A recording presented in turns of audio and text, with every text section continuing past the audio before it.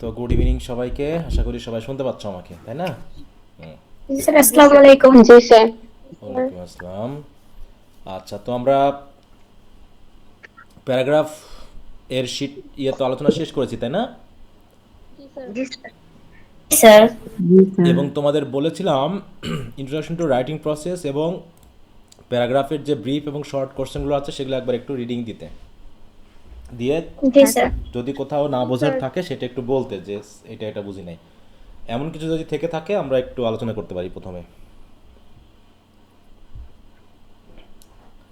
তোমাদের যে text book আছে সেই টেক্সট বুক অনুসারে কারো যদি কোনো সমস্যা থেকে থাকে সেটা একটু বলতে পারো। সবাইকে আমরা পড়ার চেষ্টা করেছি বা পড়েছি? জি স্যার পড়েছি। আচ্ছা, জি জি স্যার। স্যার। কারা কারা পড়েছো একটু হাত তোলো দেখি। কারা কারা পড়েছো তারা হাত তোলো।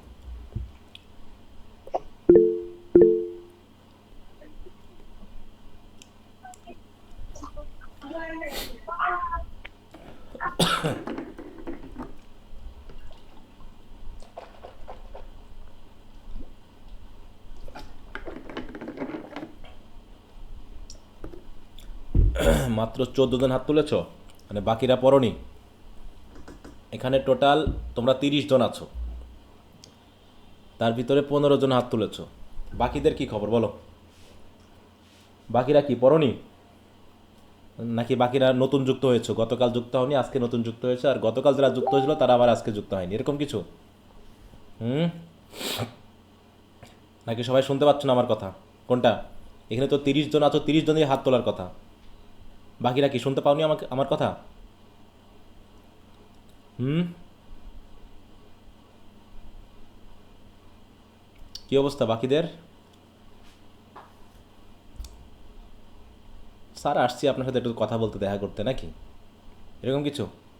অযথা স্যার এখন আর বকাবকি করেন না, দেখা করতে আসছি স্যার, একটু সালাম টালাম দিয়ে ছেড়ে দেন, টেনশন করেন না। আমাদের পড়া আমরা বুঝে নিব, আপনার পড়ানো আপনি পড়াই যান, ঠিক আছে? তাই তো নাকি? হুম, যে স্যার আপনাদের আমাদের নিয়ে কোনো টেনশন করবেন না, আপনার পড়ানোর দায়িত্ব আপনি পড়াই যাবেন, আমাদের পড়া হলো কি না হলো সেটা আমরা বুঝে নিব, ঠিক তো? কেউ কিছু বলছো না কেন? শোনা যায় না আমাকে?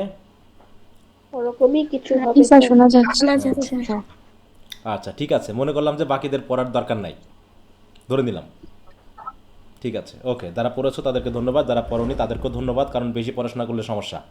ঠিক আছে, তো বেশি পড়াশোনা করে নাকি মানুষ পাগল টাগল হয়ে যায়, তা আমি চাই না যারা পড়াশোনা করতে চায় তারা পাগল হয়ে যাক পড়াশোনা করে, কারণ বাপ মায়ের সন্তান পাগল হয়ে যাক সেটা আমার দ্বারা, এটা আমি আশা করছি না। তাহলে তোমরা নিজের দায়িত্বে যদি পড়ার দরকার থাকে তো পড়ে নিও, না হলে না পড়লেও চলবে, কারণ তোমরা হুদায় পড়াশোনা করে কেন চাকরি বাকরিতে আবার চাপ বাড়াবা?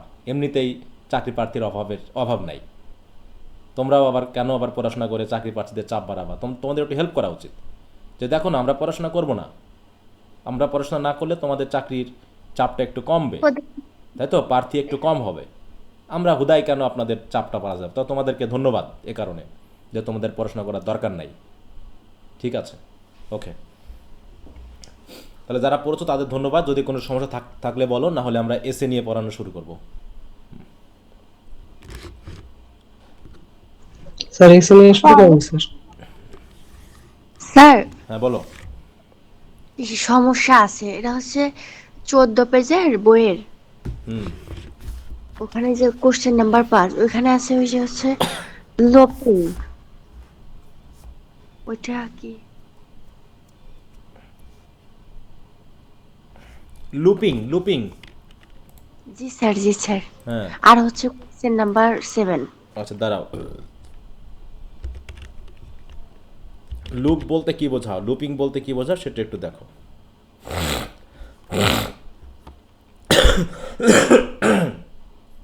লুপিং বলতে প্রধানত এটাকে বোঝা হয় যে কোনো কিছু কন্টিনিউয়াস থাকা।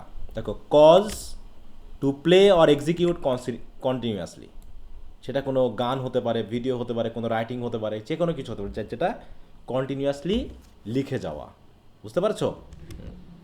জি স্যার। কন্টিনিউয়াসলি করে যাওয়া, এটা লুপিং। আর কি? স্যার, স্যার ওই আর হচ্ছে প্রশ্নটার কোশ্চেন ভিতরে নাম্বার যে আরেকটা আছে হলো asking the six journalist questions, এটা মানে কি? এটা বোঝনি? তাহলে এটা হঠাৎ করে নিয়ে আসছে, Yes. এখানে সমস্যা। তাহলে রিপোর্টে যাও, রিপোর্ট পেজে যাও। ডাব্লিউএস ওয়ার্ড আছে কয়টা বলো তো? ডাব্লিউএস ওয়ার্ড আছে কয়টা? 9টা। হ্যাঁ হ্যাঁ, 9টা। 9টা। 9টা। ডাব্লিউএস ওয়ার্ড আছে 9টা। হ্যাঁ স্যার। আচ্ছা, তো দেখি কোথায় আমরা ইয়া করি। আচ্ছা, রিপোর্ট কত পেজে আছে বলো তো? কোথায় মোটা মোটা বই করছে? 527।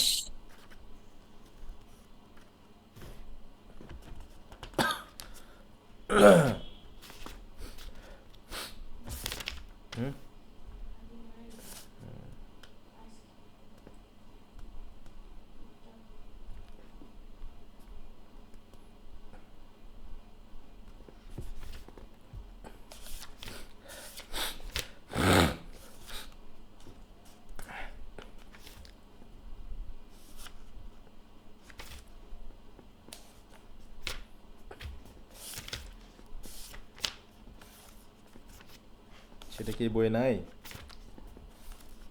জি স্যার, গেছে। পাইছো? জি স্যার। 548 পেজে যাও।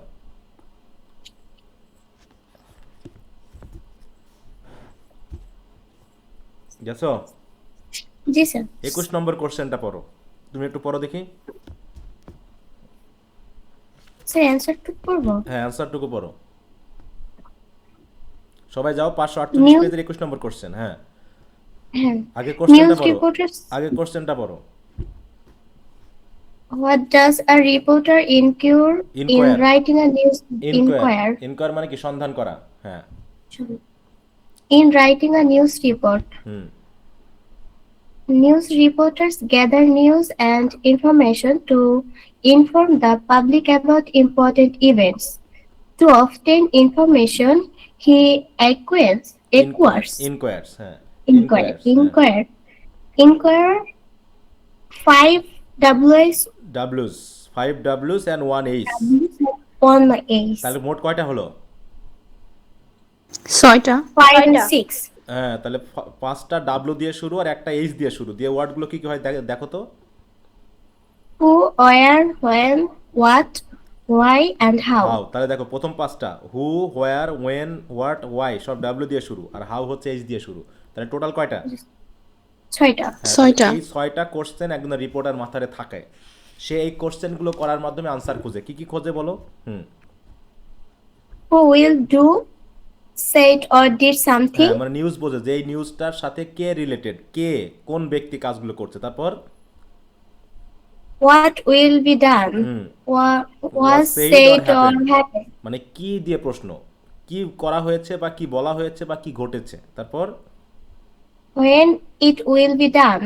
It was said or happened. Hmm Where it will be done. Hmm It was said or happened. Why it will be done. It was said or happened. Hmm How it will affect me or how it was done. হ্যাঁ, তাহলে এই 6টা question কোথায় থাকবে? একদম রিপোর্টারের মাথায় থাকবে যখন সে একটা নিউজকে ইনকোয়ার করবে।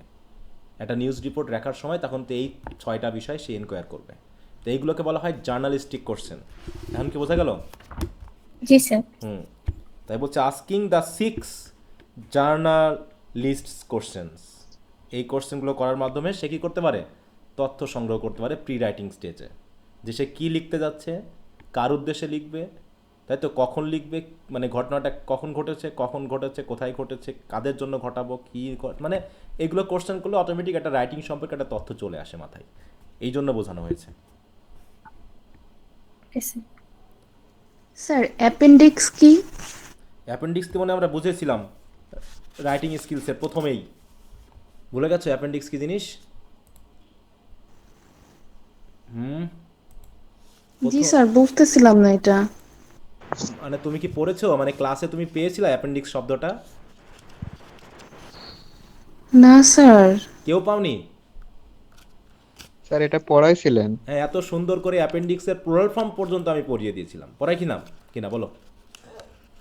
জি স্যার, এটা পড়ানো হয়েছিল। হ্যাঁ, অ্যাপেন্ডিক্সের প্লুরাল ফর্ম কি এই যে এখানে দেখাইছিলাম, স্যার, এই এটা যে পড়ানো অ্যাপেন্ডিক্স হয়েছে। কোথায় থাকে, কি এর প্লুরাল ফর্ম কি দেখছো? রেকর্ড ক্লাসটা মনে দেখো, তুমি হয়তো ওই ক্লাসটা করোইনি সেদিন। স্যার অ্যাপেন্ডিক্স বলো। অ্যাপেন্ডিক্স পড়াইছিলেন তো স্যার?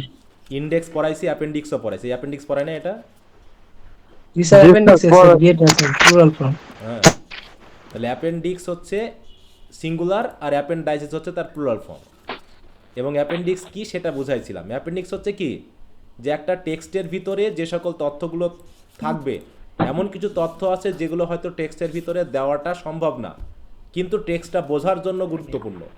সেগুলোকে আমরা করবো কি, টেক্সটের ভিতরে না দিয়ে বইয়ের পিছনে একটা অ্যাপেন্ডিক্স বলে একটা ব্যাপার থাকবে, একটা অংশ থাকবে, যে অংশে আমরা ওইগুলোকে অ্যাড করে দিব। এটা তো বলছিলাম নাকি? জি স্যার। জি স্যার। হ্যাঁ, তাহলে দেখো, an appendix contains supplementary material that is not an essential part of the text itself but which may be helpful in providing a more comprehensive understanding of the paper or information. তুমি মনে হয় ক্লাসটাও দেখোনি, শীটটাও পড়োনি, যেহেতু আমি reading করতে বলেছিলাম, তারপরে পড়োনি বলে এটা ফুড়ে গেছে তোমার মাথা থেকে।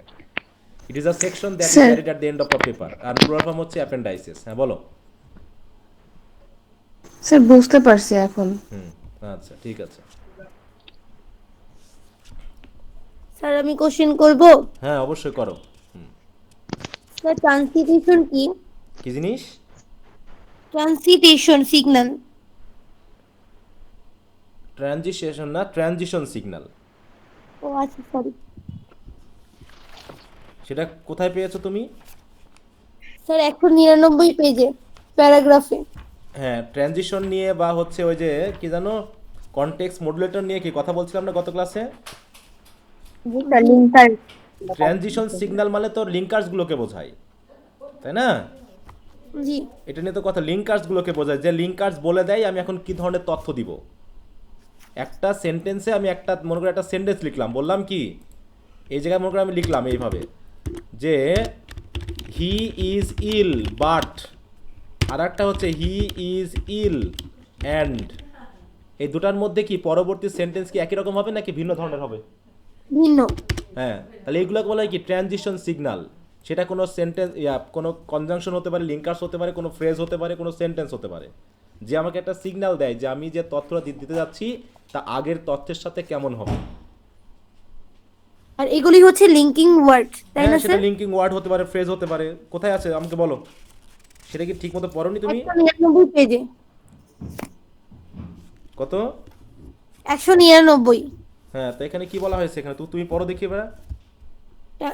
Translation or signal is a are হচ্ছে linking words or phrases that connect our ideas and add cohesion to our writing. শেষ করো। They indicate to the reader the relationships between sentence and between paragraphs, making it easier for them understand our ideas. হ্যাঁ। ওই যে আপনি যেটা বললেন যে linker বা হচ্ছে ফ্রেজ থাকবে সেন্টেন্সের মধ্যে সম্পর্ক সৃষ্টি করার জন্য। তা বোঝা গেছে এখন? জি sir, thank you.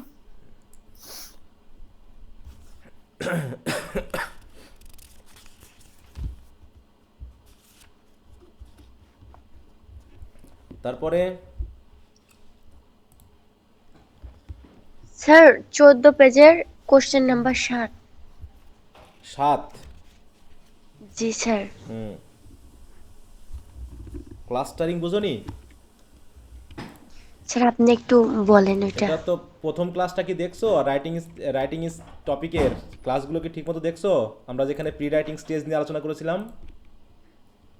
G sir, ওদিন আমি ক্লাসেও ছিলাম, কিন্তু হয়েছিল কি অনেক সময় আমাদের হচ্ছে নেটের সমস্যা, এখানে নেটে বাজেছিল, যার কারণে আমি হচ্ছে পরে যে কোন ক্লাসটা, ওই ক্লাসটাও মানে আইডেন্টিফাই করে, যার কারণে দেখতে পারিনি। কেন আইডেন্টিফাই করতে হবে? তুমি আবার পুরো ক্লাসগুলো দেখবা। হ্যাঁ, এখন তুমি যদি ক্লাসগুলো রেকর্ড রাখার লাভ কি? পুরো ক্লাসটা দেখার জন্য, নাকি মাঝে মাঝে সমস্যা হলেও ক্লাসগুলো দেখে সমাধান করা যায়, যায় কি না? জি স্যার। এখন যদি না করো তাহলে রেকর্ড ক্লাস লিখে লাভ কি? আচ্ছা যাই হোক, আমরা ওটা বুঝিয়েছিলাম যে যখন আমরা একটা তথ্য নিয়ে কথা বলবো তখন সে একটা তথ্য থেকে আমরা অনেক তথ্য বার করতে পারি, ঠিক আছে? তখন সেটা আমরা ক্লাস্টার করি, তথ্যগুলোকে ক্লাস্টার করি। এটা নিয়ে অনেক উদাহরণ বলা হয়েছিল। আমি আমার কলেজের উদাহরণ দিয়ে বুঝিয়েছিলাম, তারপর যে তোমার ওই যে তোমার অ্যাক্সিডেন্ট নিয়ে বুঝিয়েছিলাম, বুঝাইনি এগুলো? বলো। জি স্যার। যে তোমার আছে হাতে আছে 50 জন স্টুডেন্ট, সেই স্টুডেন্টগুলো দিয়ে তুমি কি করতে পারো? অনেক তথ্য বার করতে পারো। ইংরেজিতে কেন তারা ভালো খারাপ করতেছে। জি স্যার, জি স্যার, ওটা আমি দেখছিলাম। স্যার বুঝাতে হবে না। হ্যাঁ, তাহলে এখন তুমি গ্রামের একটা করলা অংশ, যে তারপর দূরত্ব কতটুকু, শহরের স্টুডেন্ট কতজন, ক্লাসে উপস্থিত কতজন হয়, ক্লাসে উপস্থিত কতজন হয় না, এইগুলোকে আলাদা আলাদা করে ভাবাটাকে হচ্ছে কি ক্লাস্টারিং করা। 50 জনকে তুমি এরকম 500 জনের রূপান্তর করতে পারবা। কথা বুঝতে পারছো? জি স্যার বুঝছি, আর বুঝতে হবে না এটা।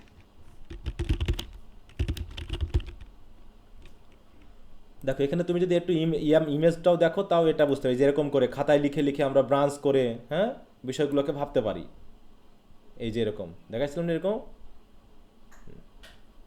যে এখানে তুমি স্টুডেন্ট ধরলা, ধরার পর তুমি এখন আলাদা করে অনেক কিছু ভাবতে পারো, যে আমি এতগুলো গ্রুপে ভাগ করতে পারি। হ্যাঁ, এগুলো হচ্ছে মাইন্ড ম্যাপিং বা ক্লাস্টারিং বলা হয়, গুচ্ছকরণ করা। হ্যাঁ, এই যে ক্লাস্টারিং অ্যান্ড মাইন্ড ম্যাপিং। এই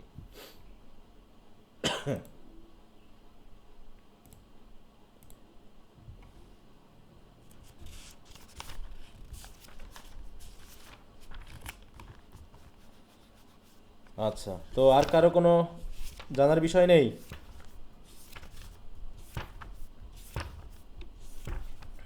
আচ্ছা, তো ভেরি গুড।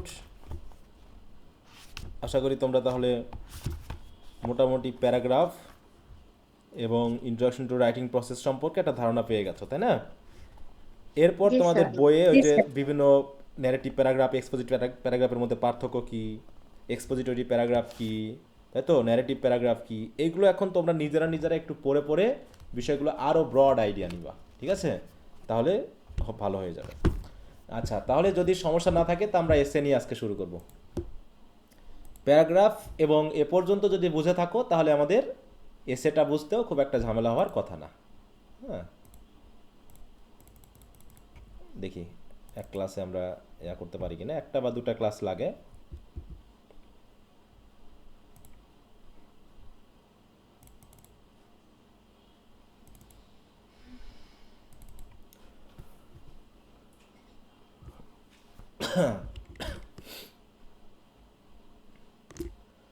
আচ্ছা, এসে তাহলে কি হবে? এসে কি প্যারাগ্রাফের মতো ছোট হবে না কিছুটা বড় হবে বলো? বড় হবে। হ্যাঁ, ছোট হলে তোমরা অনেক এসে পড়ে এসেছো, তাই না? অনেক এসে পড়েছো। তোমাদের কি বই আছে না? বই থেকে একজন এসের সংজ্ঞাটা পড়ো দেখি। এসে কত পেজে? শুরুতেই তোমাদের এসে দিয়েছে। 27। হ্যাঁ, এসে হচ্ছে 27 পেজে। এই যে শেষের প্যারাগ্রাফটা, প্রথম পেজে 27 পেজের 3টা প্যারার শেষের প্যারাটা পড়ো। দেখো তো, একজন পড়ো দেখি। So থেকে, হ্যাঁ, সো থেকে। so we can say that an essay is a short piece of non-fictional writing on a particular subject. হ্যাঁ, An এইটুকুই essay যথেষ্ট। describe এইটুকুই যথেষ্ট। তাহলে এটা হচ্ছে কি, একটা এসে হচ্ছে একটা শর্ট পিস। এই শর্ট মানে আবার প্যারাগ্রাফের মতো শর্ট না, একটু বড় কিন্তু আবার বেশি বড় না। Short piece of non fictional writing. Non fictional writing মানে আমরা ফিকশন আর নন ফিকশন পড়েছি না প্রোজে? ফিকশন হচ্ছে যেখানে কাল্পনিক গল্প কাহিনী থাকবে, সেগুলো হবে ফিকশনাল। আর নন ফিকশনাল মানে হচ্ছে যেখানে কাল্পনিক গল্প কাহিনী থাকবে না কিন্তু কোনো বিষয় সম্পর্কে ডেসক্রাইব করা হবে, যেমন আমরা অফ গ্রেট প্লেস পড়েছিলাম, তাই না? ওটা একটা এসে, তাই তো, অফ গ্রেট প্লেস। তো এরকম নন ফিকশনাল রাইটিং হবে কোনো একটা পার্টিকুলার সাবজেক্টে। এবং এসেতে কি করা হয়? An essay describe or clarifies or argues or analyse a subject. তো এখানে দেখো, সেটাই আমি একটু বলার চেষ্টা করছি ডেফিনেশনে। দেখো, এসে কি জিনিস? An essay is a carefully structured piece of writing in which a writer presents or develops their ideas, opinions or argument or reflection on a particular subject. তাহলে কোনো একটা সাবজেক্ট সম্পর্কে একজন রাইটার তার নিজস্ব আইডিয়া, অপিনিয়ন, আর্গুমেন্ট, রিফ্লেকশনগুলোকে কি করবেন? Present করবেন বা ডেভেলপ করবেন। এবং রাইটিংটা কেমন হবে? আ স্ট্রাকচার্ড পিস অফ রাইটিং। একটা স্ট্রাকচার থাকবে। যেমন এসেতে কয়টা পার্ট ছিল? একটা প্যারাগ্রাফে কয়টা পার্ট ছিল বলো তো? 3টা, তাই না? কি কি ছিল? Introduction, body and conclusion. এখানেও ঠিক ওরকম একটা স্ট্রাকচারাল ব্যাপার থাকবে, একটা স্ট্রাকচার থাকবে। সেই স্ট্রাকচার অনুসারে একজন রাইটার কোনো একটা পার্টিকুলার টপিক সম্পর্কে তার চিন্তা ভাবনাগুলোকে তিনি প্রকাশ করবেন। বলছি, ইট is a flexible Literary form that allows the author to explore topics in depth, মানে গভীরে আলোচনা করার সুযোগ পায়। প্যারাগ্রাফে কি গভীরতা থাকে বলো? না স্যার। প্যারাগ্রাফে কিন্তু গভীরতা থাকে না, কারণ ওখানে আমরা বেশি কিছু বলতে পারি না, একটা সিঙ্গেল টপিক নিয়ে কথা বলি। কিন্তু এই এসেটা একটা বড় রাইটিং করা যায়, অনেক প্যারাগ্রাফ অ্যাড করে আমরা বিভিন্ন তথ্যকে অ্যাড করতে পারি। তাই বলছি combining both personal insight and critical reasoning, unlike purely factual reports আর রিসার্চ পেপার, এটা রিসার্চ পেপার বা হচ্ছে রিপোর্টের মতো না, বরং an essay emphasizes the writer's individual perspective and analytical approach, making it a means for intellectual and creative expression. হ্যাঁ, তাহলে এটা একটা ইন্টেলেকচুয়াল বা ক্রিয়েটিভ এক্সপ্রেশন হতে পারে, যেটা রাইটার কী করতে পারে, তার বিভিন্ন বিষয়কে তার নিজের মতো করে অ্যানালাইসিস করে বর্ণনা করতে পারে। তাই বলছে দেখো এসে সার্ভ মাল্টিপল পারপাসেস, এখানে বিভিন্ন পারপাস থাকতে পারে। এটা হতে পারে কোনো ইনফরমেশনের জন্য হতে পারে, বা পারসুয়েশনের জন্য হতে পারে, অ্যানালাইসিসের জন্য হতে পারে, রিফ্লেকশন বা এন্টারটেনিংয়ের জন্য হতে পারে, depending on the writer's intent. Intent মানে কি? পারপাস। একজন রাইটারের পারপাস অনুসারে এটা বিভিন্ন জিনিস হতে পারে। তাই তো যার শুধু ইনফরমেশন দেওয়া হতে পারে, বা হচ্ছে পারসুয়েশন থাকতে, আমরা পড়ছি না যে পারসুয়েসিভ প্যারাগ্রাফ পড়ছি না, বলো? হ্যাঁ, তো এরকম পারসুয়েসিভ এসেও হতে পারে। তাই বলছে দে অফেন ইন্ট্রিগেট ফ্যাক্টস, আর যখন আমরা এই এসেগুলো লিখে থাকি সেখানে কী কী থাকতে পারে? বিভিন্ন ফ্যাক্ট থাকতে পারে, এভিডেন্ট থাকে, example, illustration and reasoning to support a central idea আর আর্গুমেন্ট। এটার স্ট্রাকচারটা ঠিক প্যারাগ্রাফের মতোই। এখানেও আমরা এরকম এক্সাম্পল, এভিডেন্স দিয়ে কী করতে পারি? বডিতে আলোচনা করতে পারি। The strength of an essay lies, একটা এসের স্ট্রেংথ নির্ভর করে কোথায়? In its ability to communicate thoughts clearly, logically and persuasively, engaging readers while maintaining coherence and depth. তাই তো কোহেরেন্স এবং ডেপথকে মেনটেনিং করার মাধ্যমে আমরা কি করতে পারি? লজিক্যালি, ক্লিয়ারলি বা পারসুয়েসিভলি একটা আমাদের থটগুলোকে উপস্থাপন করতে পারি। তাহলে এটা হলো কি এক ধরনের স্ট্রাকচার্ড রাইটিং, নন ফিকশনাল রাইটিং, যার মাধ্যমে একজন রাইটার তার অপিনিয়নগুলোকে, পার্টিকুলার সাবজেক্টের উপরে অপিনিয়নগুলোকে রিপ্রেজেন্ট করতে পারেন। এবং কি বলছে তাকে এই জায়গায়, structurally an essay typically has 3 কি কম্পোনেন্ট। এরও কিন্তু 3টা কম্পোনেন্ট আছে। কী কী আছে? এরও আছে কি দেখো, ইন্ট্রোডাকশন, বডি অ্যান্ড কী থাকে? কনক্লুশন। এরও 3টা বিষয় রয়েছে। হ্যাঁ, ইন্ট্রোডাকশনে কি থাকে? ওই যে টপিক থাকে।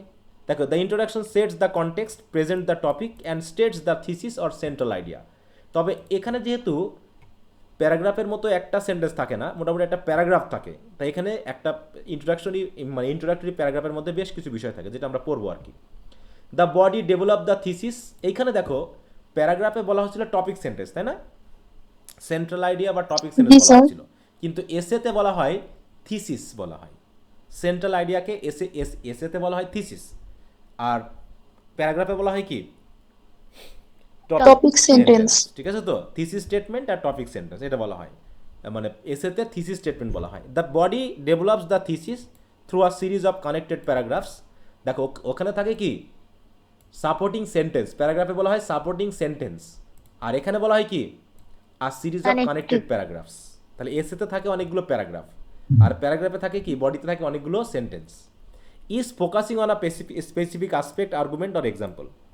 দ্য কনক্লুশন, অন্যদিকে দ্য কনক্লুশন কী করে? Summarises the discussion, reinforces the main idea and often leaves the reader with a thought provoking reflection or insight. আমরা জানি কনক্লুশনের সামারাইজেশন করা হয় এবং আমরা শেষ পর্যন্ত আমাদের একটা মতামত দিয়ে থাকি। তাহলে এসের স্ট্রাকচারে থাকে 3টা বিষয়, একটা হচ্ছে ইন্ট্রোডাকশন, বডি আর কি থাকে? কনক্লুশন। এসে can be formal or informal. এসে ফর্মালও হতে পারে, ইনফর্মালও হতে পারে। আর ফর্মাল এসে is objective, scholarly and analytical. যেটা অবজেক্টিভ, সেটা তার নিজের মনের কথা বলা হয় না, সেখানে একজন রাইটার কি করে? সে যা দেখেছে সেই জিনিসটা বর্ণনা করে, তবে নিজের মতামত দিয়ে না, কারণ এটা হয় অবজেক্টিভ, স্কলারলি এবং analytical. Often written for academic or professional purpose. তাহলে ফর্মাল এসেগুলো লেখা হয়ে থাকে কিসের জন্য? একাডেমিক বা প্রফেশনাল পারপাসে। অন্যদিকে অ্যান ইনফর্মাল এসে is personal, conversational and reflective, allowing the writer more freedom to express emotion, opinion and observation. দেখো তার নিজস্ব মতামত, নিজস্ব অবজারভেশন দেওয়ার কি থাকে? সুযোগ থাকে হচ্ছে কোন এসেতে? ইনফর্মাল না ফর্মাল এসেতে? ইনফর্মাল এসেতে। এবং বলছে based on their purpose essays are further classified into narrative, descriptive, expository, argumentative, reflective forms, যেটা আমরা প্যারাগ্রাফে পড়েছি। প্যারাগ্রাফে আমরা কত প্রকার ভাগ পড়েছিলাম বলো?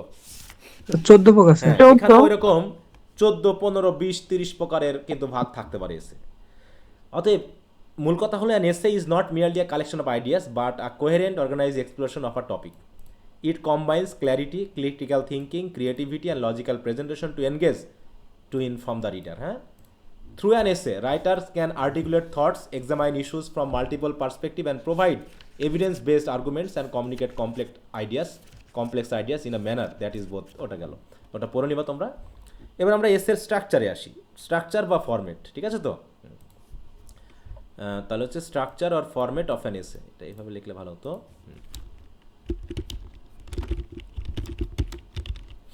একটা এসের ফরম্যাট কেমন হয়, তাহলে আমরা পাইলাম কি যে একটা এসেতে কয়টা পার্ট থাকে বলো? 3টা। 3টা, তাই বুঝে দেখো, হ্যাঁ, যে consist 3 main parts, introduction, body and conclusion. তাহলে আমরা দেখি ইন্ট্রোডাকশনে কী কী থাকে, এই জায়গাগুলো কিন্তু খুবই গুরুত্বপূর্ণ। দেখো ইন্ট্রোডাকশন হলো কি একটা এসের first part and serves as the readers first impression of the work. তাহলে একজন রিডার ইন্ট্রোডাকশন পড়েই বুঝতে পারবে যে তার পুরো এসেটা পড়া উচিত কি উচিত না। It main purpose is to introduce the topic, তাহলে ইন্ট্রোডাকশনের মেইন পারপাসই হচ্ছে কি টপিকটাকে ইন্ট্রোডিউস করা, যে আমরা কী নিয়ে কথা বলতে যাচ্ছি। Set the context, engage the reader and present the thesis statement, তাই তো? তাহলে টপিকটা উপস্থাপন করা এবং থিসিস স্টেটমেন্টটাকে রিপ্রেজেন্ট করা, যে আমাদের আলোচনার বিষয় হচ্ছে এটা। কারণ কি থিসিস স্টেটমেন্টে কী থাকে, which is the central idea or argument that the essay will develop. তাহলে থিসিস স্টেটমেন্টে থাকে আমাদের সেন্ট্রাল আইডিয়া অথবা সেন্ট্রাল Argument. আর্গুমেন্ট, তাই তো, যেটা আমরা আলোচনা করতে যাচ্ছি। এখন যেহেতু ইন্ট্রোডাকশন তো আর একটা সেন্টেন্সে হয় না, ইন্ট্রোডাকশন হয় কি একটা প্যারাগ্রাফ। এখন এই প্যারাগ্রাফে কিন্তু অনেকগুলো সেন্টেন্স থাকে, এই সেন্টেন্সগুলোকে আবার 3টা ভাগে ভাগ করা হয়। তাহলে ইন্ট্রোডাকশনের ভিতরে, তাহলে ইন্ট্রোডাক্টরি যে প্যারাগ্রাফটা থাকে, সেই প্যারাগ্রাফের যে সেন্টেন্সগুলো থাকে সেটাকে 3টা ভাগে ভাগ করা হয়, তাই তো? কি কি? প্রথমে হচ্ছে হুক অর অ্যাটেনশন গ্র্যাবার, এটা হচ্ছে একদম প্রথম সেন্টেন্সটা। তাহলে একটা এসের ইন্ট্রোডাকশনে প্রথম যে সেন্টেন্সটা থাকে সেইটাকে বলা হয় hook or attention grabber. Hook মানে কি, কাউকে আটকানোর জন্য যে হুক আমরা ইউজ করি না, বড়শি ইউজ করি তো নাকি? জি, স্যার। যেখানে কি করা হয়, আমরা যেটার মাধ্যমে কি করি, যেটার মাধ্যমে একজন রিডারকে আটকে ফেলি, রিডারের অ্যাটেনশনকে আটকে ফেলি। দেখো বলছে the introduction often begins with a hook to capture the readers attention, এই জন্য বলছে অ্যাটেনশন গ্র্যাবার। গ্র্যাব মানে কি, ধরা, ধারণ করা। This can be a question, এটা কোনো কোশ্চেন দিয়ে হতে পারে, এটা কোনো স্ট্রাইকিং ফ্যাক্ট দিয়ে হতে পারে, একটা কোটেশন দিয়ে হতে পারে, অথবা একটা স্ট্যাটিক বা একটা মানে কি বলবো একটা পরিসংখ্যান দিয়ে হতে পারে, অর আ ব্রিফ অ্যানেকডোট। যেমন হচ্ছে for instance in an essay on heart of darkness one could start with, তাহলে অন হার্ট অফ ডার্কনেস নিয়ে যদি কেউ একটা এসে লিখতে চায় তাহলে সে এইভাবে শুরু করতে পারে যে the wilderness of the Congo reveals not only the brutality of imperialism but also the hidden darkness within human nature. তাহলে এইরকম একটা সেন্টেন্স দিয়ে শুরু করতে পারে। এটা একটা মানে নভেলের একটা বিষয়, মানে প্রথম যে সেন্টেন্সটা দিয়ে আমরা আমাদের এসেটার ইন্ট্রোডাক্টরি প্যারাগ্রাফ শুরু করব সেটাকে বলা হবে কি হুক অর অ্যাটেনশন গ্র্যাবার, তাই তো? কি কথা বুঝতে পারছো? জি স্যার। আচ্ছা, এবার হচ্ছে background information after the hook.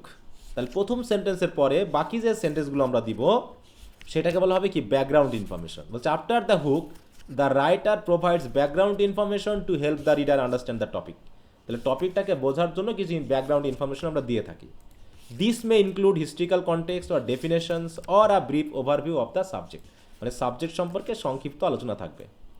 এবং শেষে আসবে কি থিসিস স্টেটমেন্ট, এটা হচ্ছে কি একদম শেষের লাইন। বলছে the introduction culminates in a thesis statement which express the essay's main idea clearly or concisely, যেখানে এসের মেন আইডিয়াটাকে পরিষ্কারভাবে এবং সংক্ষিপ্তভাবে উপস্থাপন করা হয়। For example Joseph Conrad's Heart of Darkness explore the moral corruption. দেখো এটা হচ্ছে পারে কি আমাদের থিসিস স্টেটমেন্ট। এখানে কি বলা হচ্ছে explore the moral corruption inherent in imperialism and the psychological complexity of human nature. এরকমভাবে কথা বলে আমরা বোঝাতে পারবো যে আমাদের হার্ট অফ ডার্কনেস এই নামে যে এসে লিখতে যাচ্ছি এই এসের মূল কথা হলো মোরাল করাপশন নিয়ে কথা বলা, যেটা ইম্পেরিয়ালিজমের ভিতরে থাকে, এবং হিউম্যান নেচারের যে সাইকোলজিক্যাল কমপ্লেক্সিটি আছে তার ভিতরে যে করাপশনের ব্যাপারটা থাকে সেটাকে তুলে ধরা। তাহলে এইভাবে আমরা থিসিস স্টেটমেন্টে লিখতে পারি।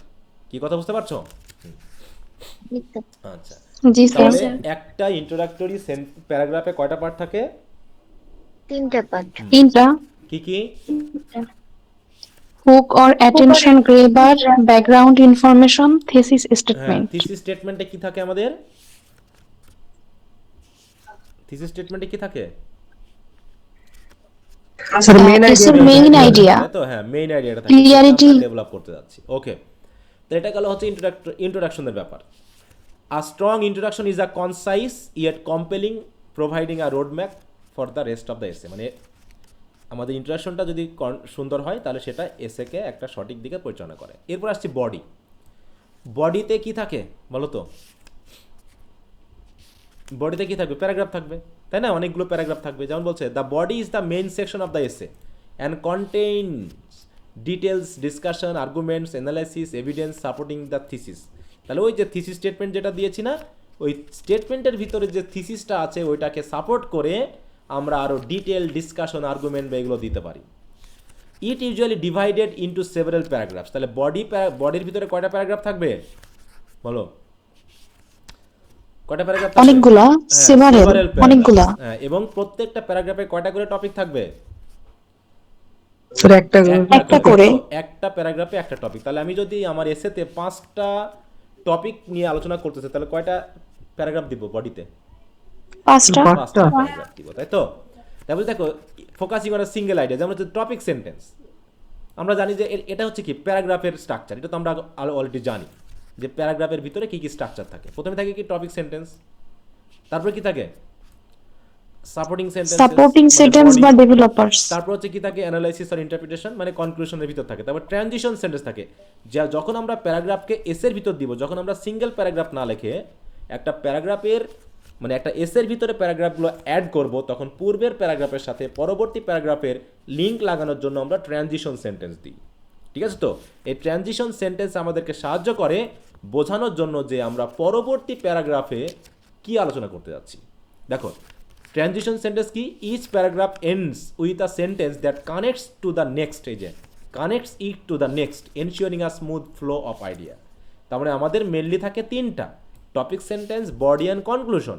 কিন্তু তারপরে আমরা আরেকটা সেন্টেন্স অ্যাড করি যে সেন্টেন্সটা আমাকে পরবর্তী প্যারাগ্রাফের সাথে কি করবে? কানেক্ট করে দিবে।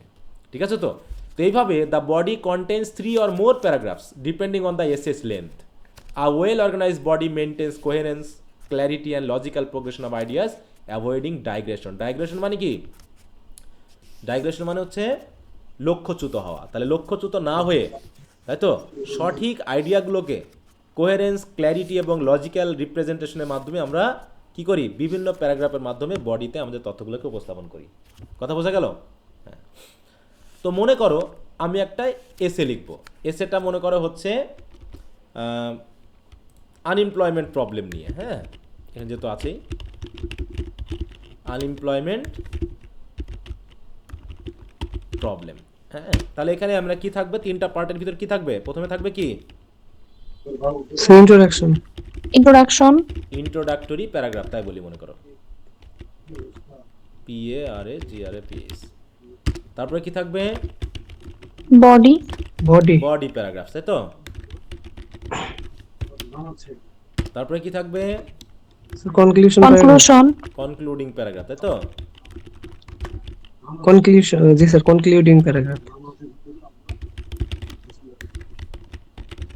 একটা খেয়াল করো তো, আমরা ইন্ট্রোডাকশনে বলেছি শুধু প্যারাগ্রাফ, কনক্লুডিংয়ে বলেছি প্যারাগ্রাফ, বডিতে প্যারাগ্রাফস বলেছি কেন? এখানে অনেকগুলো প্যারাগ্রাফ থাকবে। এখানে অনেকগুলো প্যারাগ্রাফ থাকবে, তাই না? কিন্তু ইন্ট্রোডাকশন থাকে একটা প্যারাগ্রাফ, কনক্লুডিংয়ে থাকে একটা প্যারাগ্রাফ। এখন বডি প্যারাগ্রাফের মধ্যে মনে করো আমরা আনএমপ্লয়মেন্ট প্রবলেম নিয়ে এখন লিখবো, তাহলে ইন্ট্রোডাক্টরি প্যারাগ্রাফে লিখলাম। তাহলে বডি প্যারাগ্রাফ আমার কয়টা আসতে পারে? তাহলে আমি প্রথমত আনএমপ্লয়মেন্ট প্রবলেমের কি দেখাতে পারি? রিজন দেখাতে পারি, তাই না?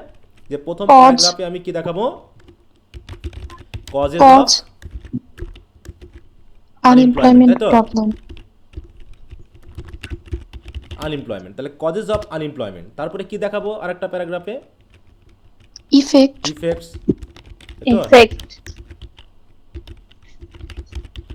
আনএমপ্লয়মেন্ট।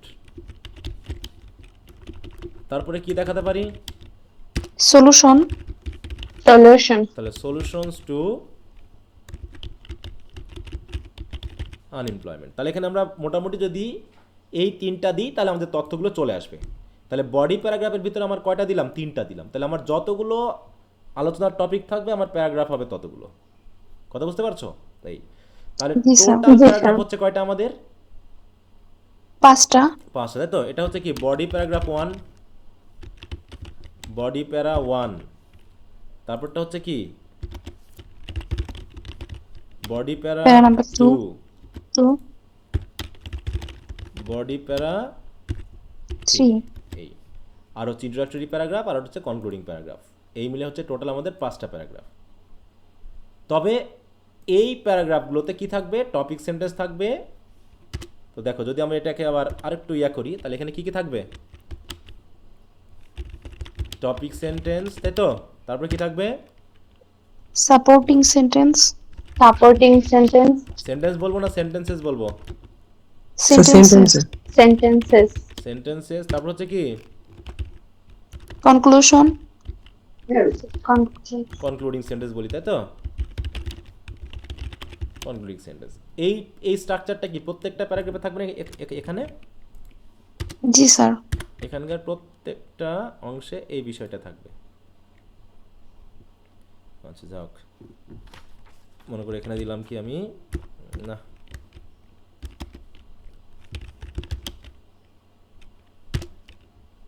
আমি জাস্ট সেন্টেন্স লিখছি না, সাপোর্টিং সেন্টেন্স আর হচ্ছে কনক্লুডিং সেন্টেন্স। আবার এখানে এসেও একই ঘটনা থাকবে, তাই তো? জি স্যার।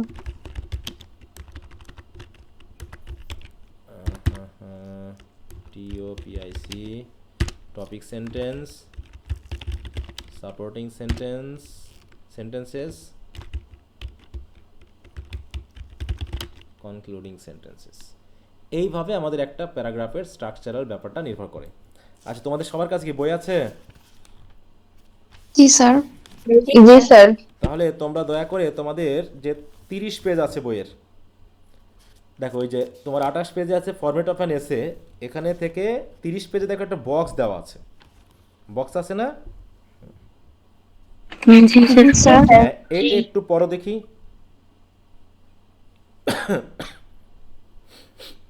Introduction. হুম, Hook. চুপচাপ সবাই একটু দেখে নাও। Background. হ্যাঁ? আগে সবাই একটু চুপচাপ দেখে নাও যে কিভাবে দেওয়া আছে।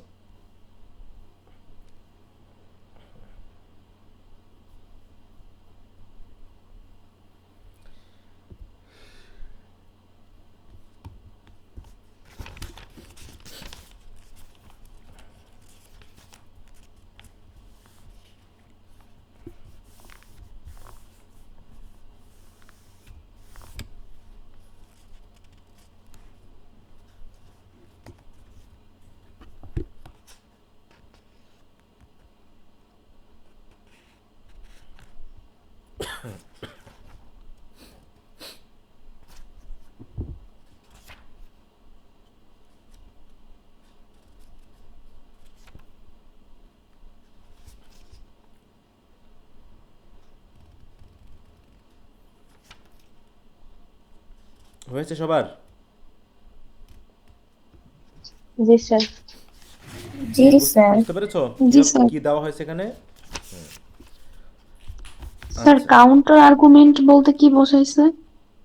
আর্গুমেন্টের বিপরীতে আর্গুমেন্ট যদি থাকে। ও আচ্ছা আচ্ছা, জি স্যার। এবার চলে যাওয়া হচ্ছে 49 পেজে। 49 পেজে দেখো, what is the outline of an এসে।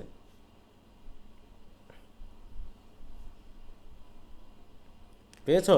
18 নম্বর কোশ্চেন। জি স্যার। জি স্যার। একটু দেখে নাও।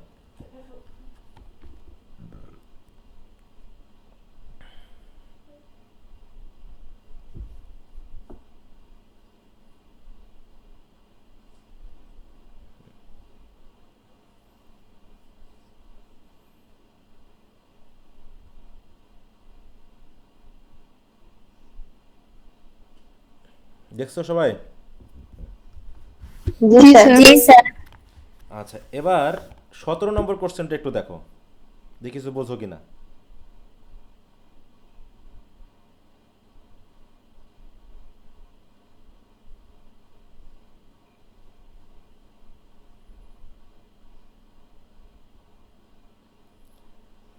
জেনারেল প্রথম ইন্ট্রোডাকশনে থিসিস স্টেটমেন্ট কই আছে বলো তো?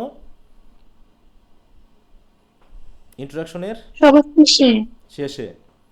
তার মানে জেনারেল টু স্পেসিফিক মানে কি? আমরা প্রথমে একটা জেনারেল স্টেটমেন্ট দিই, যেটাকে বলি হচ্ছে অ্যাটেনশন গ্র্যাবার, ঠিক আছে তো? অ্যাটেনশন গ্র্যাবার দেওয়ার পর আমরা শেষের দিকে থিসিস স্টেটমেন্ট দিয়ে স্পেসিফাই করি যে আমাদের এই এসের আলোচনার বিষয়টা কি হবে, ঠিক আছে তো? থিসিস স্টেটমেন্টে কি করি আমরা? স্পেসিফাই করি, তাকে বলা হচ্ছে কি? স্পেসিফিক। তাহলে তথ্যের জেনারেলাইজেশন থেকে আমরা স্পেসিফিকেশনে আসি প্রথম ইন্ট্রোডাকশনে, কারণ আমাদের একটা স্পেসিফিক টপিক নিয়ে আমরা মেনলি এসেটা লিখে থাকি। তারপরে কি থাকে? Body paragraph. বডি প্যারাগ্রাফে আমরা কি দিই বলো?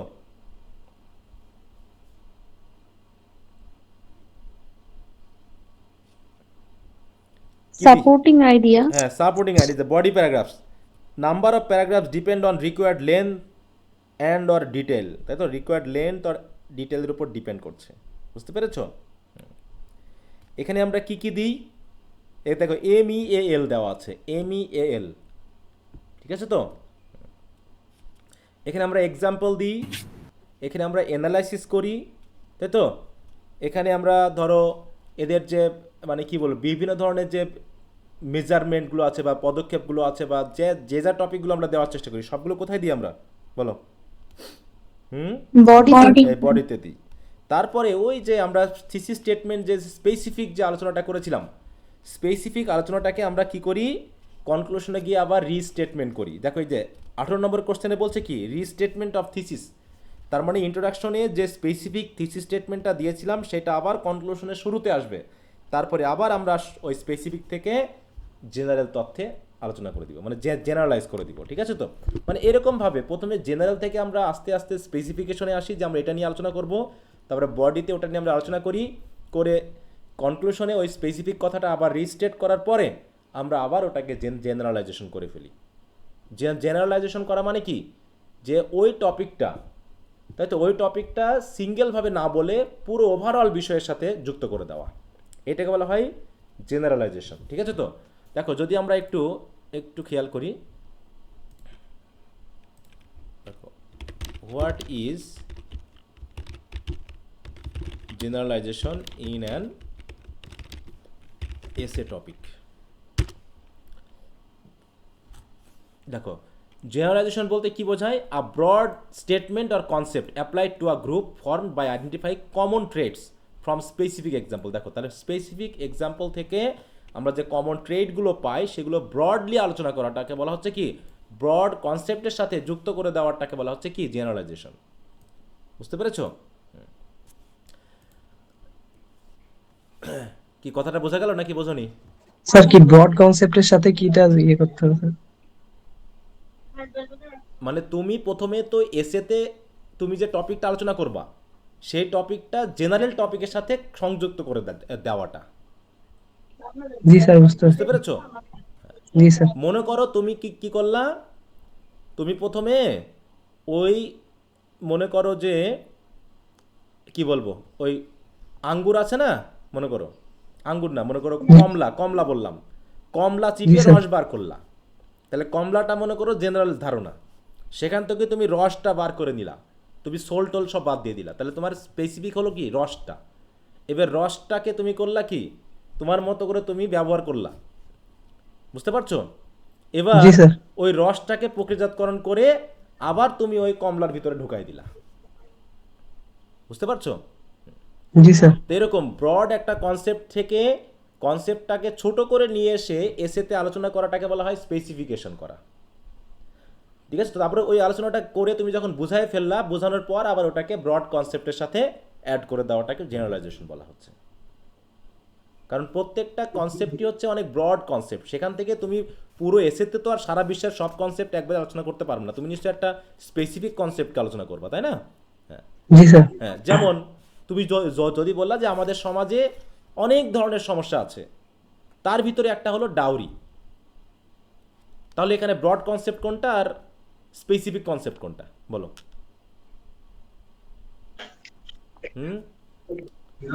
স্পেসিফিক হইছে ডাউরি হ্যাঁ। আর ব্রড হচ্ছে কি? আর ব্রড হলো স্যার সমস্যা, হ্যাঁ, প্রবলেম। বিভিন্ন ধরনের সমস্যা, সমস্যা এটা। যে হ্যাঁ, আমাদের সমাজ বিভিন্ন সমস্যায় জর্জরিত, ঠিক আছে তো?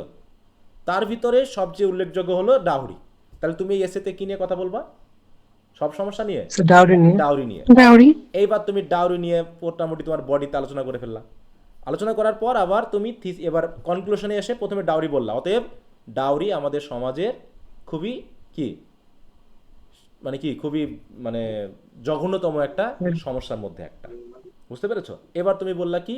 সুতরাং সামাজিকভাবে অন্যান্য যে সকল সমস্যা আছে সকল সমস্যার সাথে ডাউরির সমস্যাটাকে আমাদের দ্রুত সমস্যার সমাধান করা উচিত। দিয়ে তুমি বললে কি ডাউরি আমাদের সামাজিক অবস্থানটাকে কি করে ফেলছে। ওই যে তুমি প্রথম বলেছিলে যে আমাদের সমাজে বিভিন্ন ধরনের সমস্যা আছে, এ কারণেই সমাজ অস্থির হয়ে থাকে, এটা ওটা হয়ে থাকে। তো এরকমভাবে তুমি ডাউরি নিয়ে প্রথমে কথা বলে আবার ওটাকে সমাজের সাথে আবার মিলিয়ে দিলা, সমাজের সমস্যার সাথে। ঠিক আছে? তো এরকমভাবে এই ডায়াগ্রামটা সেভাবে দেখা। তাহলে প্রত্যেকটা রাইটিংয়ে আমাদের এরকম ব্যাপার থাকে। যেমন আমরা যখন কোনো একটা গল্প থেকে যখন কোশ্চেন আনসার করি, তখন পুরো গল্পের উপরে কি কোশ্চেন আনসার থাকে নাকি কোশ্চেন আনসারটা একটু স্পেসিফিক হয়? সামারাইজ করে স্যার আমরা স্পেসিফিক একটা কিছু স্পেসিফিক তথ্যগুলো উল্লেখ পয়েন্ট করে। একটা এসে থেকে বা একটা গল্প থেকে অনেক ধরনের কোশ্চেন হতে পারে। যেমন তোমাদের একটা পরীক্ষাতে দিয়েছিলাম আয়রনি নিয়ে একটা কোশ্চেন দিয়েছিলাম কিনা বলো? জি স্যার। লাঞ্ছন কবিতাতে, তাই না? লাঞ্ছন ইয়াতে আয়রনি বলে একটা কোশ্চেন আছে। তা আয়রনিটা হলো কি একটা স্পেসিফিক কোশ্চেন, কিন্তু গল্পটা তো আর স্পেসিফিক না। তাহলে তুমি যখন গল্প থেকে এসেটা লিখবা বা একটা ব্রড কোশ্চেন লিখবা, একটা ব্রড কোশ্চেন মানে মনে করবে একটা এসে লেখা, তাহলে ওখানে কি আমাদের ইন্ট্রোডাকশন থাকে, ওখানে আমাদের কনক্লুশন থাকে কি না? ওখানে আমাদের বডি থাকে না? বলো।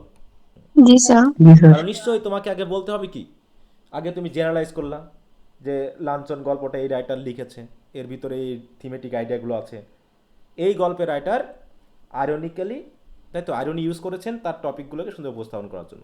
তার মানে এই যে আয়রনি কথাটা তুমি নিয়ে আসলা, এটা স্পেসিফাই করা হলো। এইবার তুমি তোমার কোশ্চেন আনসারের বডির ভিতরে তুমি কি করলা, আয়রনি নিয়ে প্রচুর আলোচনা করলা।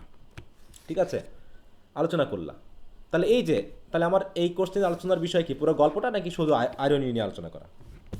স্যার আয়রনি নিয়ে আলোচনা করা। ওইরকম ভাবে আমাদের টপিকগুলোকে স্পেসিফাই করতে হয় কিসের মাধ্যমে? ওই থিসিস স্টেটমেন্টের মাধ্যমে, যেটা আমাদের মেইন আইডিয়া বা কন্ট্রোলিং আইডিয়া বলা হয়। কি কথা বোঝা গেল? জি স্যার। জি স্যার। আচ্ছা, তো গেল। তাহলে আমরা ফরম্যাটটা নিয়ে একটু কথা বললাম। এখানে দেখো, তারপর হচ্ছে কনক্লুশনে কি কি থাকে দেখো। The conclusion is the final part of the essay where the writer summarises the discussion, reaffirm the thesis, এই যে and provides closure, it leaves a lasting impression on the reader. তাহলে এখানে কি কি থাকে দেখো। রিস্টেটিং দ্য থিসিস, তাহলে প্রথমে থিসিসটাকে আবার পুনরায় বলা হয়, স্পেসিফাই করা হয়। The writer restate the thesis in new words reflecting the insight and argument developed in the body. তারপর যে সামারি অফ দ্য কি পয়েন্টস, তাহলে আমরা যে এখানে 4-5টা পয়েন্ট দিলাম, সেই 4-5টা পয়েন্টের আবার সংক্ষিপ্ত করে আমি দিয়ে দিব। দ্য মেইন আর্গুমেন্টস আর point discuss in the body আর briefly summarize to remind the reader of the essay's focus. তারপর হচ্ছে ফাইনাল রিফ্লেকশন, মানে এটা হচ্ছে আবার সেই জেনারেল অংশে চলে আসা। The conclusion of ends with a reflective remark, thought provoking statement and recommendation. For instance, about Heart of Darkness, Conrad's portrayal of cards and Congo serve as a timeless warning, দেখো warning of the darkness inherent in the both imperialism, দেখো আবার broad কনসেপ্টের সাথে add করা হয়েছে, তাই তো? Broad কনসেপ্টের সাথে আবার অ্যাড করে দিলাম আমি কথাটা। তো এইভাবে the conclusion should avoid introducing new ideas, এখানে কোনো নতুন আইডিয়া দেওয়া যাবে না। তুমি কনক্লুশনে সেই আইডিয়া দিবা যেটা অলরেডি বডির ভিতরে আলোচনা করা হয়েছে। ঠিক আছে তো? হ্যাঁ। তারপরে দেখো, but can offer broader implication of lessons ensuring the essay ends on a strong and coherent note. তাহলে ওভারঅল স্ট্রাকচারটা হলো কি, যে in summary the 3-part structure of the essay is introduction, body and conclusion. এখানে ইন্ট্রোডাকশনের ভিতরে থাকে introduce the topic, provide context and test the thesis. বডির ভিতরে কি থাকে, develops argument with example, evidence and analysis. আর কনক্লুশনে থাকে কি, summarises the discussion, reinforces the thesis and leaves a lasting impression. অতএব a well structured essay demonstrate organisation, critical thinking and effective expression.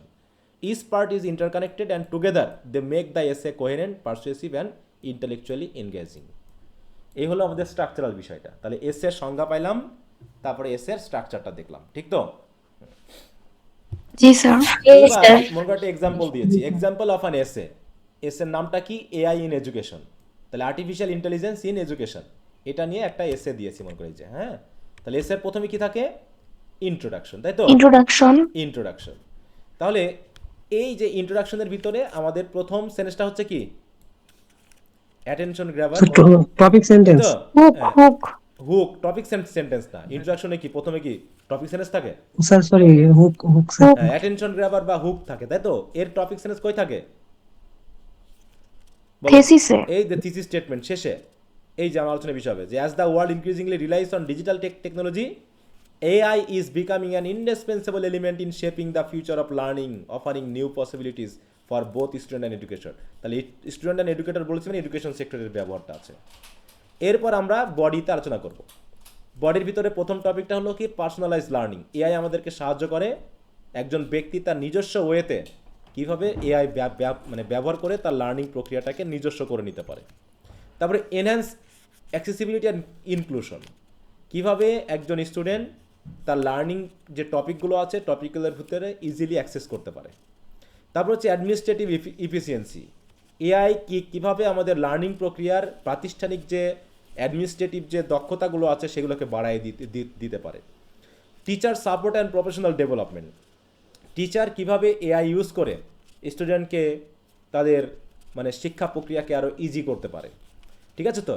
এবং challenges and ethical consideration, AI ব্যবহার করার চ্যালেঞ্জগুলো কী কী এবং এআই ব্যবহার করতে গিয়ে আমাদের নৈতিক বিষয়গুলো কী কী মেনটেন করা উচিত। তাহলে এই হলো আমাদের কয়টা বিষয় বলো বডিতে? 1টা 2টা 3টা 4টা 5টা। তাহলে এখানে কয়টা প্যারাগ্রাফ দিয়েছি আমি বডিতে বলো? 5টা প্যারাগ্রাফ। তারপর হচ্ছে কনক্লুশন।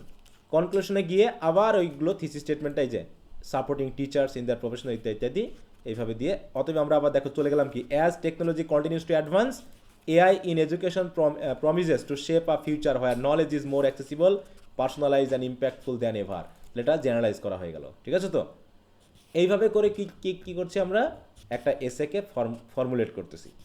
তাহলে ইন্ট্রোডাকশন থাকবে, তারপরে বডিতে আমাদের বেশ কিছু প্যারাগ্রাফস থাকবে, তারপরে কনক্লুডিং প্যারাগ্রাফ থাকবে। এই কি কথা বোঝা গেল? জি স্যার। তাহলে এই এসেটা তোমরা একটু পড়বা, হ্যাঁ। এসেটা কিন্তু খুবই গুরুত্বপূর্ণ একটা এসে, আর্টিফিশিয়াল ইন্টেলিজেন্স মানে use of artificial intelligence in academic learning বা প্রাতিষ্ঠানিক বা হচ্ছে শুধু লার্নিং বা শুধু এডুকেশন ইত্যাদি হতে পারে, হ্যাঁ। কি কথা বোঝা গেল? জি স্যার। জি স্যার।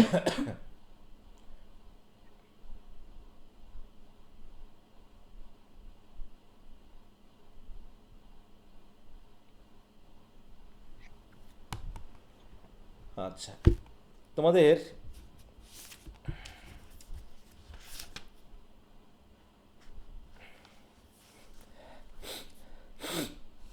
তোমাদের পড়া থাকবে হচ্ছে, আমি একটা জিনিস একটু পড়তে দিই তোমাদেরকে। দেখো তো 42 পেজে যাও তোমরা সবাই।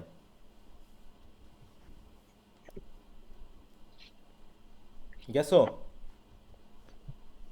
জি স্যার। 42 পেজের 5 নম্বর কোশ্চেনটা কি বলো তো?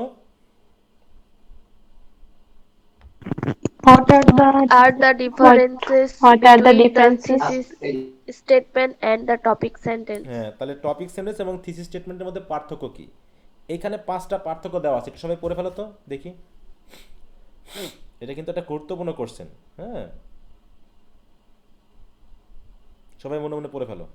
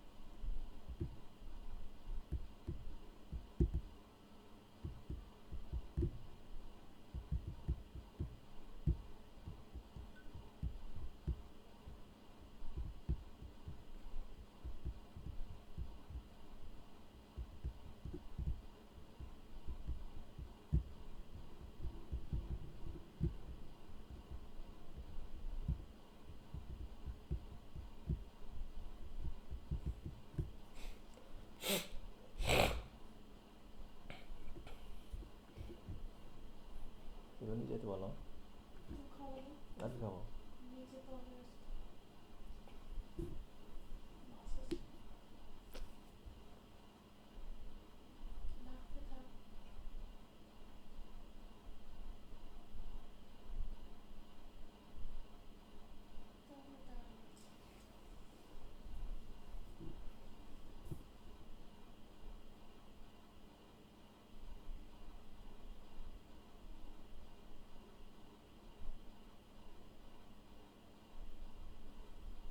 পড়া হয়ে গেলে বলবা।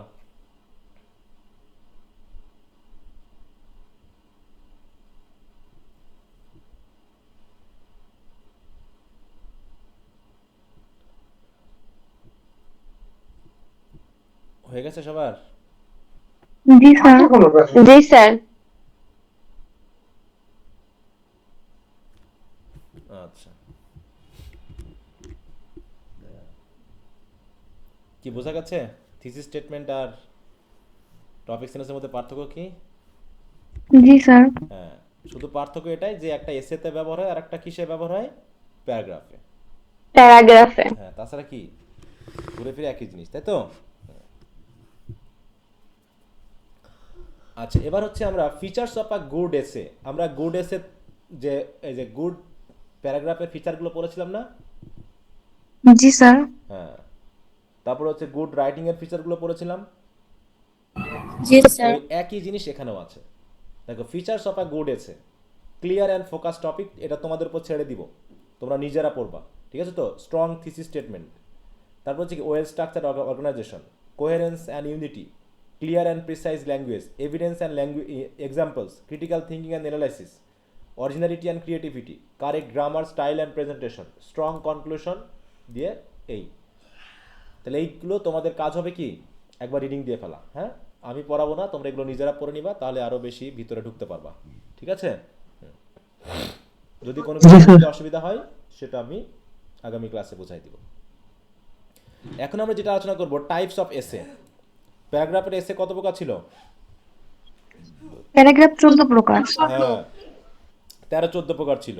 এখানে এসে স্যার 14 প্রকার ছিল স্যার। হ্যাঁ, ওই তো মানে মিনিমাম আমরা দেখিয়েছি, মানে বিভিন্ন ধরনের, তাই বলবা, শুধু 14 প্রকার বললে ভুল হবে, ঠিক আছে তো? প্রকারের শেষ নেই। তো এখানেও আমরা 14 প্রকার নিয়ে আলোচনা করেছি আর কি। তো এই এসেতেও আমাদের কিন্তু অনেক প্রকার থাকবে, ঠিক আছে তো? এবং এটা কিসের উপর ডিপেন্ড করে? দেখো, দ্য টাইপস অফ এসে, দেখো, chosen depends largely on writer's purpose. Purpose আরটা হচ্ছে কি, the nature of the subject and the intended impact on reader, এর উপর ডিপেন্ড করে। Essay are not only a common academic assignment but also a significant means. তাহলে understanding the various types of essay is essential. দেখো, এই ক্ষেত্রে যদি আমরা একটু খেয়াল করি, broadly essays can be categorised into 4 main types. প্রথমত এখানে আমরা প্রধান 4টি টাইপে আমরা ভাগ করে নিই। প্রথমটা হচ্ছে কি, ন্যারেটিভ, ডেসক্রিপটিভ, এক্সপোজিটরি এবং পারসুয়েসিভ বা আর্গুমেন্টেটিভ। এগুলো সম্পর্কে কি ধারণা আছে না আমাদের? এগুলো কি বলে বলো?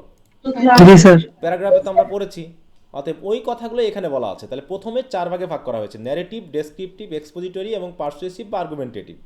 তো এখানে ন্যারেটিভ এসে কি সেটা নিয়ে কথা বলা আছে। তারপর হচ্ছে ডেসক্রিপটিভ এসে কি সেটা নিয়ে কথা বলা আছে, ডেসক্রিপটিভে কী কী করা হয়। তারপর হচ্ছে এক্সপোজিটরি এসেতে কী কী করা হয়। তারপর হচ্ছে পারসুয়েসিভ বা আর্গুমেন্টেটিভ এসেতে কী করা হয় সেটা বলা আছে। এছাড়াও দেখো, স্পেশালাইজড টাইপস অফ এসে, এছাড়াও আরও বিভিন্ন ধরনের এসে আছে, যেমন হচ্ছে ডেফিনেশন এসে, অ্যানালিটিক্যাল এসে, কম্প্যারিজন কন্ট্রাস্ট এসে, কজ ইফেক্ট এসে, হ্যাঁ, ক্রিটিক্যাল এসে, তারপর হচ্ছে প্রসেস এসে, সিনথেসিস এসে, এক্সপ্লিকেটরি এসে, দেখো, রেটোরিক্যাল বা অ্যানালাইসিক্যাল এসে, রিভিউ এসে, রিসার্চ এসে, প্রবলেম সলিউশন এসে, সিম্পল এসে, আরও আছে অনেক প্রকারের এসে, ঠিক আছে তো? তো এখানে আমরা যেহেতু প্যারাগ্রাফটা পড়েছি এসের ব্যাপারে, তোমাদের আশা করি এখানে বুঝতে খুব একটা সমস্যা হবে না। তো এটা আমি পড়ে দেওয়ার থেকেও তোমাদের উপর ছেড়ে দিচ্ছি, যাতে তোমরা এটা পড়ে একটু নিজেরা বুঝতে পারো, ঠিক আছে তো? কারণ এটা অনেকখানি আগে আলোচনা করা আছে, সেই জন্য তোমাদের পড়তে আশা করি সুবিধা হবে, নাকি? জি স্যার। এই জন্য তোমাদের কাজ হবে এই পুরো শিটটা আমি যতটুকু পড়িয়ে দিয়েছি, সাথে যেগুলো তোমাদের পড়তে বললাম, পুরো শিটের প্রত্যেকটা ওয়ার্ড, সেন্টেন্স একদম ভালো করে পড়বা, দিয়ে যদি কোনো কিছু বুঝতে অসুবিধা হয় সেটা আগামী ক্লাসে আমাকে জিজ্ঞাসা করবা, মনে থাকবে তো? জি Yes, স্যার। sir. আচ্ছা, কারণ ওই যে বললাম যে আস্তে আস্তে আমাদের পড়ার চাপটা কমে যাবে, কারণ অলরেডি আমরা বেসিক জায়গাটা পড়ে এসেছি, বাকি দেখবা যে একই জিনিস আছে ঘুরে ফিরে। যদিও কিছু কিছু জায়গায় নতুনত্ব আছে, কিন্তু অধিকাংশ ক্ষেত্রে দেখা যাবে যে প্রায় ঘুরে ফিরে একই রকমের আলোচনা। অতএব রাইটিংয়ের একটা আলোচনাটা সহজ, পড়াটাও সহজ, হ্যাঁ, সমস্যা হয় কম। আচ্ছা, তো যেহেতু তোমাদের উপর পড়তে দিলাম, আমি আর আজকে নতুন কিছু ঢোকাচ্ছি না। আগামী ক্লাসে এসের আমরা আরও বেশ কিছু বিষয় শিখব, হ্যাঁ। তো ততক্ষণে তোমরা তোমাদের এই বিষয়টা পড়ে নাও। আর তোমাদের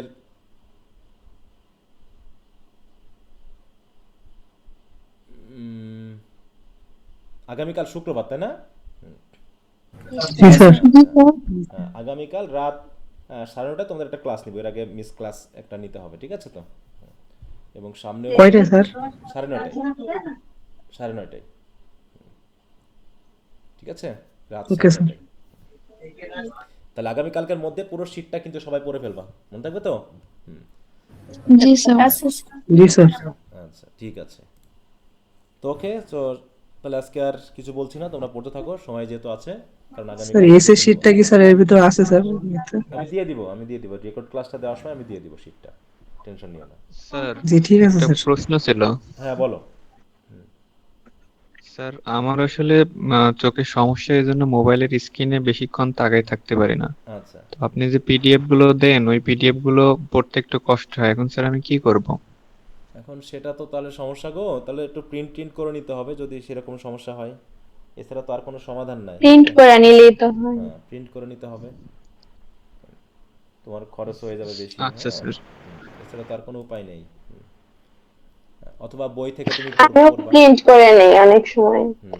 প্রয়োজনীয় বিষয়গুলো প্রিন্ট করে নেবা, বইয়ের সাথে মিলিয়ে পড়বা, তাহলে হবে। হ্যাঁ। আচ্ছা, আর কারো কোনো কথা আচ্ছা, আছে? তাহলে আগামীকাল স্যার সেটাই 9:30 স্যার। হ্যাঁ, আগামীকাল রাত 9:30 ক্লাস নেওয়া হবে। আচ্ছা, তো ঠিক আছে, তো সবাই ভালো থাকো। ওকে, গুড নাইট। আসসালামু আলাইকুম স্যার। ওয়ালাইকুম আসসালাম। স্যার।